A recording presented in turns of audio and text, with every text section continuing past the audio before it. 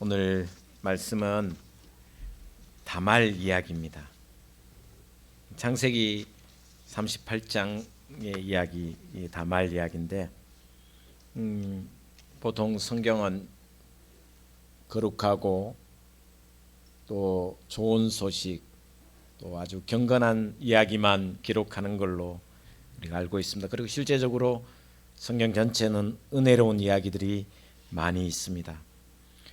그러나 가끔은 이런 이야기를 어떻게 성경에 실었을까 할 정도로 너무나 부끄럽고 입에 담기 힘든 그런 치부와 같은, 세상 말로 하면 너무 지저분한 이야기도 나옵니다. 그런데 성경은 그런 부끄러운 것과 또 어떻게 보면 지저분한 이야기를 거부하지 않습니다.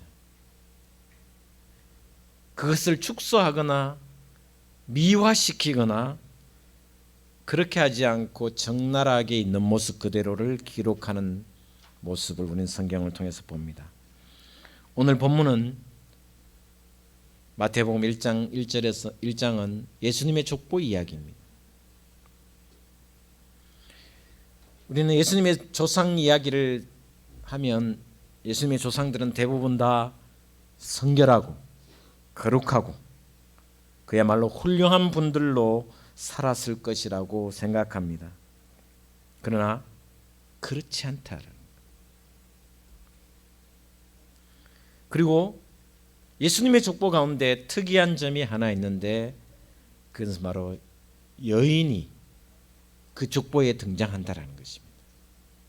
왜냐하면 이 성경을 기록할 때 2000년 전에도 팔레스틴 전체 지역에 어떤 나라도 여자는 족보에 올라갈 수가 없었습니다. 사람 숫자도 세리지 않았습니다. 그런데 족보에 여인의 이름이 5명이나 올라가 있습니다. 놀라운 이야기죠. 이름조차 실제적으로 우리도 얼마 전에 족보에 여자의 이름이 올라가 있다고 보죠. 그 전까지만 해도 여인의 이름은 올라가지 않았습니다. 그런데 오늘 본 말씀 예수님 족보에 나오는 사람이 잘 아시다시피 다말, 라합, 룻, 우리아의 아내 밧세바, 그리고 예수님의 엄마, 예수님의 어머님인 마리아가 나옵니다. 유대 사회도 마찬가지지만 지금 팔레스타인에도 얼마 전에 보시면 히잡을 벗어서 춤추고 한다고 해서 징역 살이를 재판에서 살고 결국은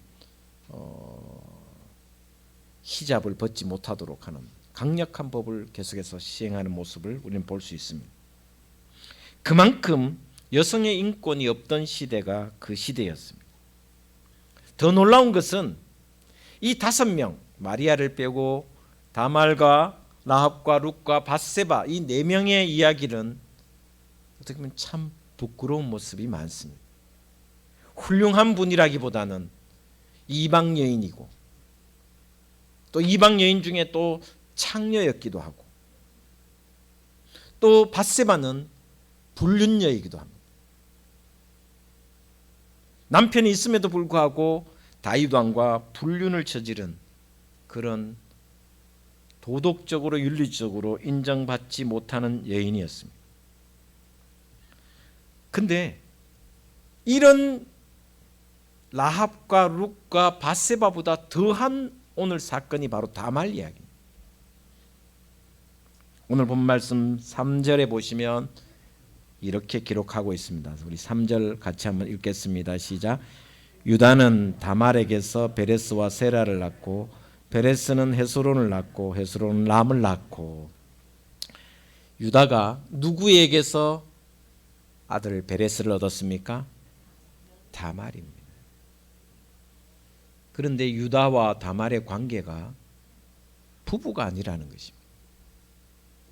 시아버지와 며느리 관계라는 것입니다.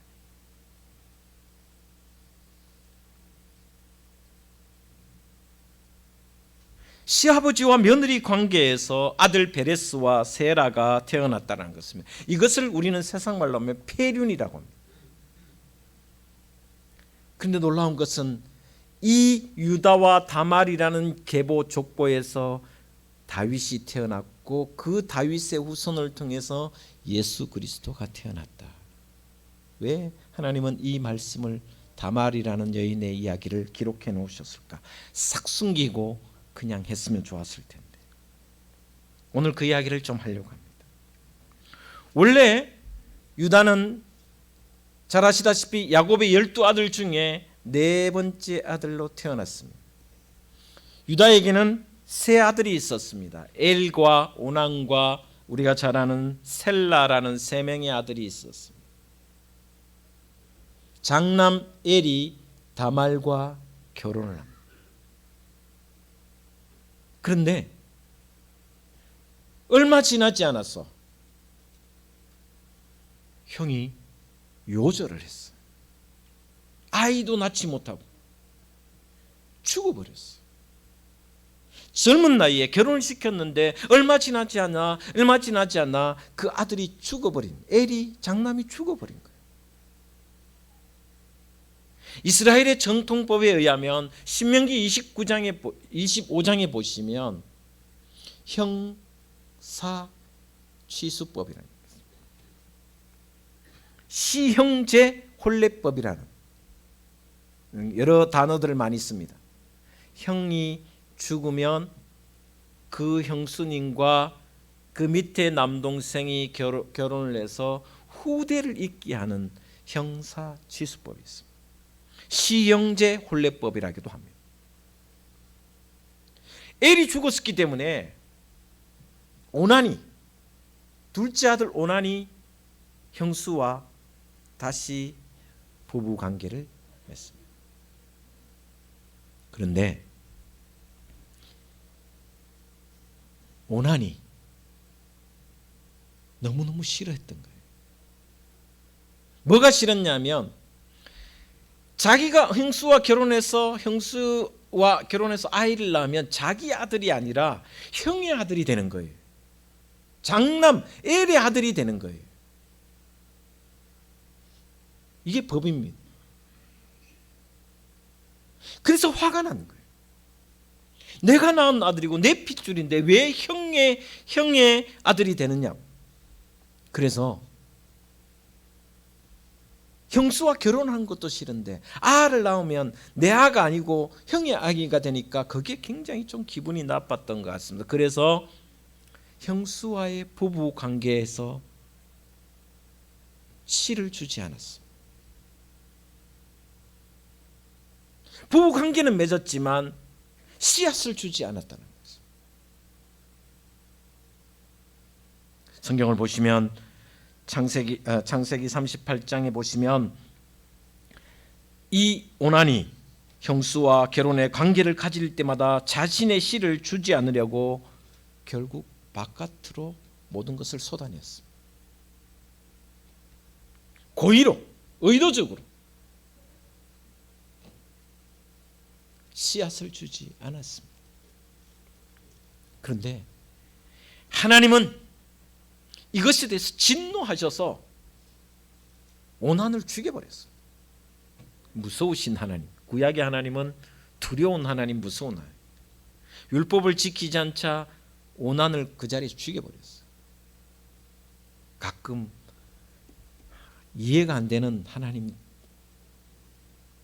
여러분, 제가 종종 이야기하지만 하나님이 이해가 다 되면 하나님을 믿을 수가 없어요. 왜? 인간의 지식과 인간의 지혜로 하나님의 모든 것을 다 안다면 그 하나님은 인간의 영역이잖아요. 우리가 할 수 없기 때문에 그 영역과 그 능력과 그 모든 뜻을 알 수 없기 때문에 우리가 믿음을 갖는 거예요. 하나님에 대해서 믿음을 갖는 거예요. 오난이 요절했어요. 두 입장이 있는 거예요. 시아버지의 입장과 며느리의 입장이 달라요. 자, 시아버지 유다의 입장에서는 한꺼번에 장남과 차남을 잃어버렸으니 며느리 다말에 대해서 어떻게 생각해요? 내 아들 잡아먹는 여인. 며느리가 들어왔는데 아들 2명을 잡아먹었으니 얼마나 어른들이 속상하겠어요. 며느리 입장에서는 박복한 여인인 거예요. 나에게 어떻게 이렇게 고난을 주십니까? 멀쩡한 아들 엘은 데려가시고 또 둘째 아들은 이렇게 해서 결국 하나님 또 데려가시고, 이게 참 고통스러운 슬픔이 한이 없었을 것입니다. 유다의 입장에서는 막내 아들 세라가 아직 어렸기 때문에 혹이나 세라까지 잃을까 봐 두려웠던 것 같아요. 그렇지 않겠습니까? 아들이 둘이나 젊은 나이에 요절을 했으니 그 셋째 아들까지 다말에게 주면 또 셋째 아들도 죽을 것 같은 거예요. 며느리가 꼴도 보기 싫었을 것 같아요. 사라졌으면 좋겠다는 생각도 했을 것 같아요. 이러다가 자칫 막내 세라까지 죽으면 어떻게 하나라는 생각이 들었을 것입니다. 그래서 유다는 다말을 친정으로 보내면서 이렇게 말합니다. 셋째가 아직 어리니 좀 더 성장하고 어른이 되면 그때 돌아와서 부부의 연을 맺어라. 며느리는 너무 억울해서 애걸복걸합니다. 다말은 시아버지 유다를 찾아가서 안 됩니다. 제가 이 집안의 대를 이어야 됩니다. 저에게 기회를 다시 달라고 애걸복걸했습니다. 친정으로만 제발 보내지 말라고 애걸복걸합니다. 그러나 시아버지 유다는 너무나 냉정했습니다. 결국 쫓아내고 친정으로 보냈습니다. 이후 세월이 흘렀습니다. 막내 세라가 자랐습니다. 이제는 결혼할 정년기도 되었습니다. 그런데도 시아버지 유다는 소식을 주지 않았습니다.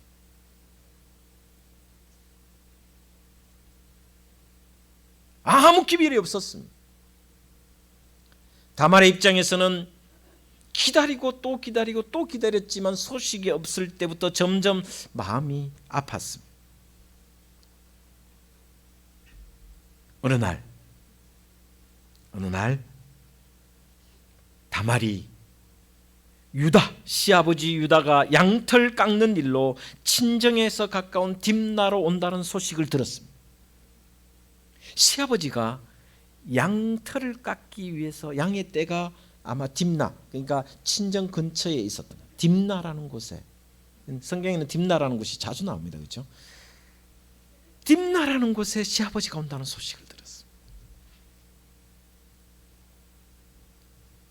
지혜를 냈습니다.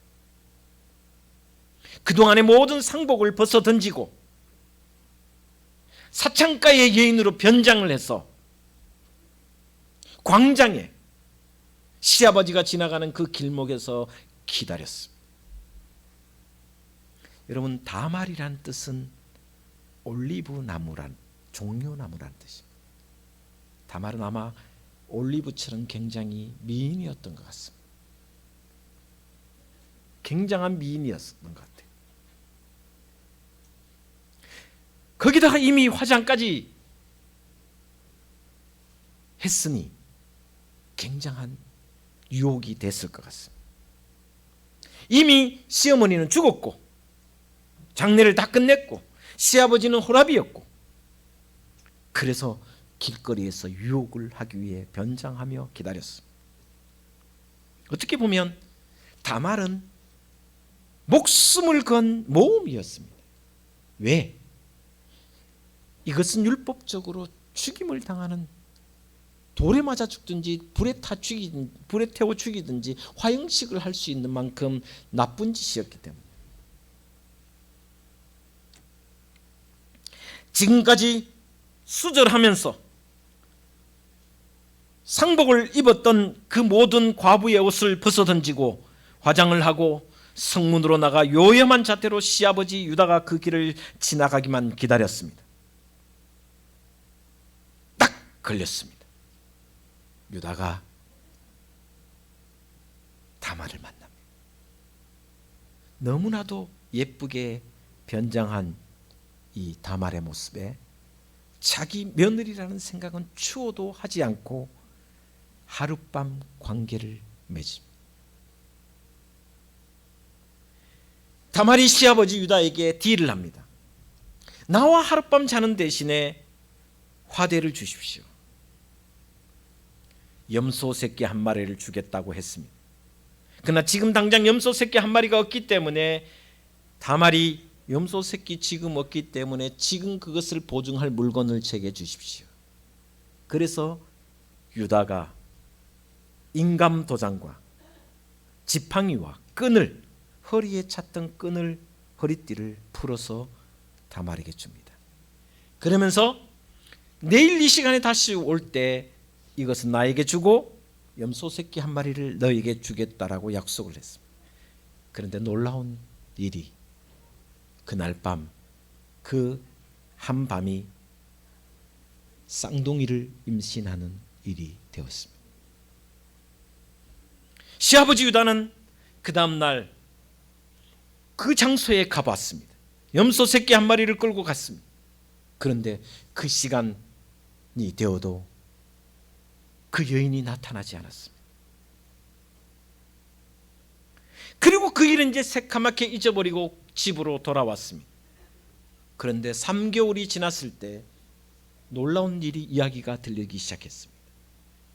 며느리 다말이 임신했다는 소식이 들려왔습니다. 이런 XX년 죽일년 하면서 당장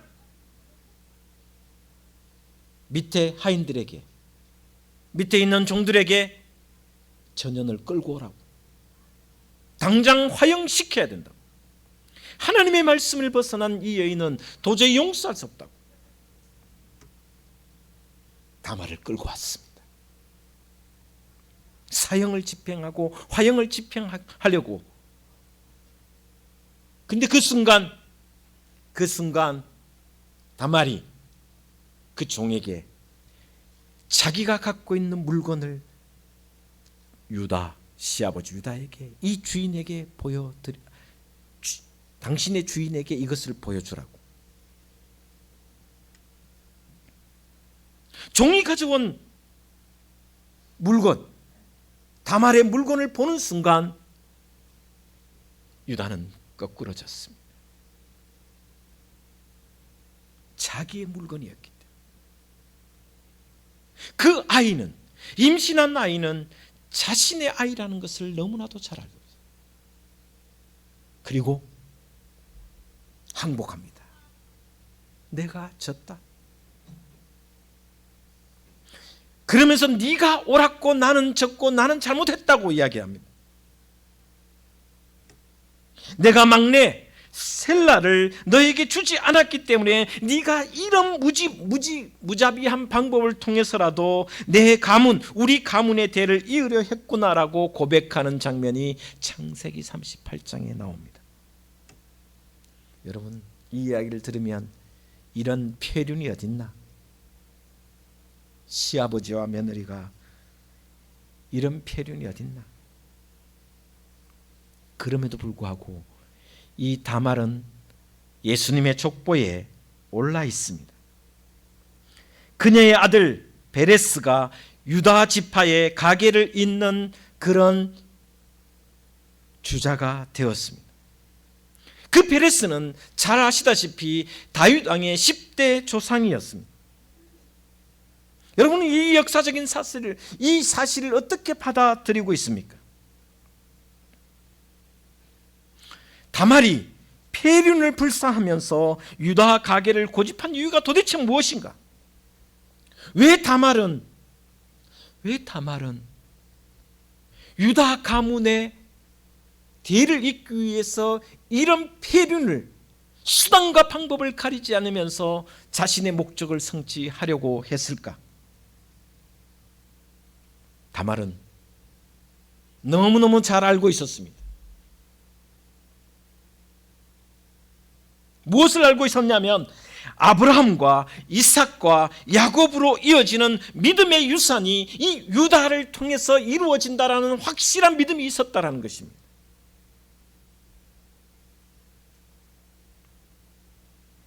하나님의 약속, 하나님의 축복이, 믿음의 가정이, 이 아브라함의 이 후손이 야곱의 12아들 중에 유다를 통해서 이어진다라는 확실한 믿음이 있었습니다. 그것은 창세기 49장에 정확하게 나와주고 있습니다. 유다 자손을 통하여 영원한 집이 형성될 것이며, 유다 자손을 통하여 메시아를 낳게 할 것이며, 유다 자손을 통하여 이스라엘의 왕이 나타날 것이라는 하나님의 약속을 야곱의 입을 통해서 전해졌습니다.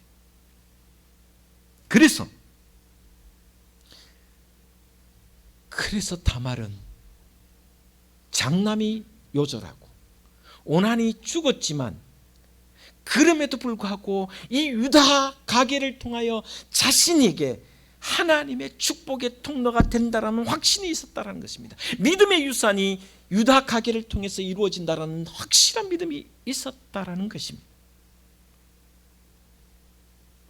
남편을 둘씩이나 잡아먹은 여인이라는 소리를 들으면서도까지 끝까지 막내 셀라를 기다렸지만 되지 않자 결국 시아버지를 공략해서 너무나도 폐륜적이지만 극적으로 임신에 성공합니다. 다말로서는 유다 가문에 자신이 남을 수 있는 유일한 방법은 이 방법밖에 없다고 생각했습니다. 어떻게 보면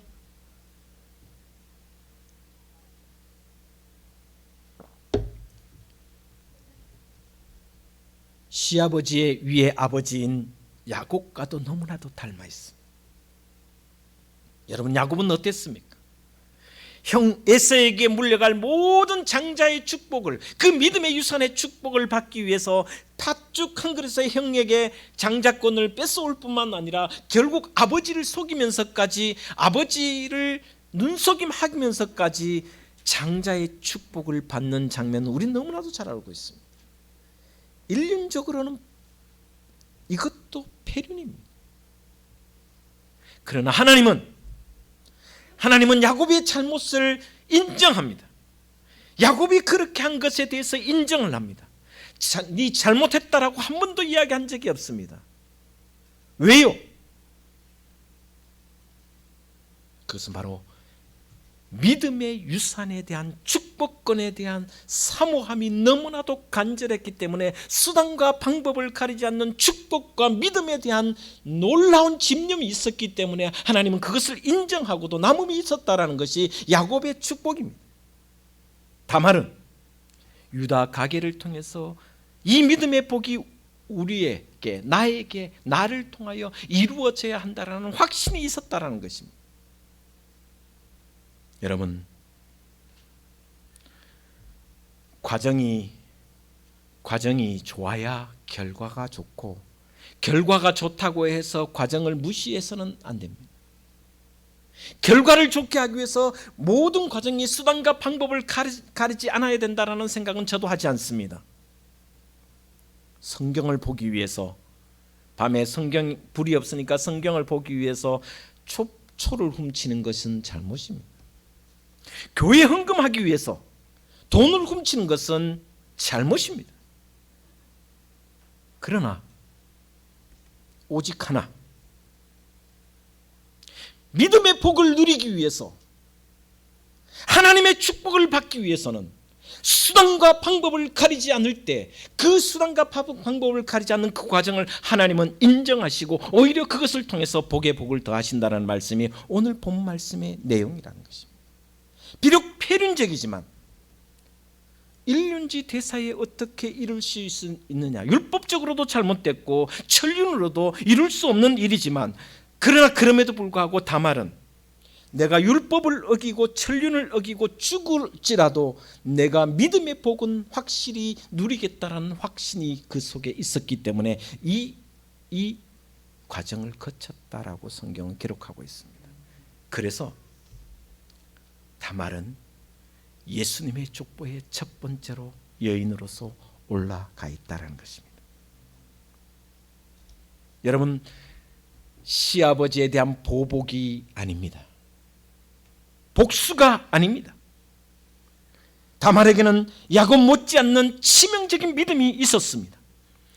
하나님이 그 믿음에 감동하셨고 유사일에 처음으로 여자가 족보에 오르는 그런 놀라운 복을 오늘 우리는 봅니다.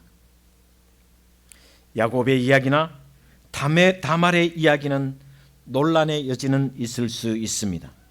아무리 목적이 아름답다고 해도 그런 부도덕한 행위가 용인될 수 있느냐에 대한 것은 논란의 여지가 여전히 있을 수 있습니다. 그럼에도 저는 이 다말의 이야기가 우리에게 주는 메시지가 뭔가를 생각해 봅니다. 주님의 족보에, 주님의 계보에, 구원의 족보에 올라가는 일이야말로 어떤 희생을 치르더라도 감당하고 감수해야 될 우리의 희생이 되어야 된다는 것이 오늘 말씀에서 주는 메시지라는 것입니다. 죽음을 감수하겠다라는 생각을 하면서도 내가 죽어도 이 믿음의 가문을 반드시 이어야겠다는 이 다말의 치명적인 믿음. 그래서 하나님은 이 모든 것을 다 용서하시고 다말을 예수님의 위대한 조상이 되게 하는 모습을 오늘 본문 말씀에서 봅니다. 여러분, 구원의 반열, 믿음의 반열에 오르실 수 있는 그 축복이 여러분에게 있기를 주의 이름으로 축원을 드립니다. 혹이나 올 한 해 여러분 마음속에 한 영혼을 품고 있다면, 하나님 나라의 확장을 위하여 한 영혼을 전도하기 위해서 복음을 증거한다면, 폐륜을 저지르라는 말은 아닙니다. 그러나 한 영혼이 믿음 안에, 믿음의 족보 안에, 예수님의 족보 안에 오기 위해서는 수단과 방법을 가리지 않고 희생하고 또 최선을 다하는 다말의 이 믿음의 행위를 다시 한번 생각했으면 좋겠다. 나는 얼마나 믿음의 족보에 오르는 한 영혼을 위해서 내가 얼마나 노력하고 있는가를 한번 생각해 봤으면 좋겠어요. 여러분, 다말뿐만 아니라 라합, 룻, 우리아의 아내 밧세바 같은 사람도 예수님의 족보에 이름을 올렸다라는 것. 다시 한번 깊이 생각하면서 구원의 계열에, 믿음의 반열에 오르기 위해서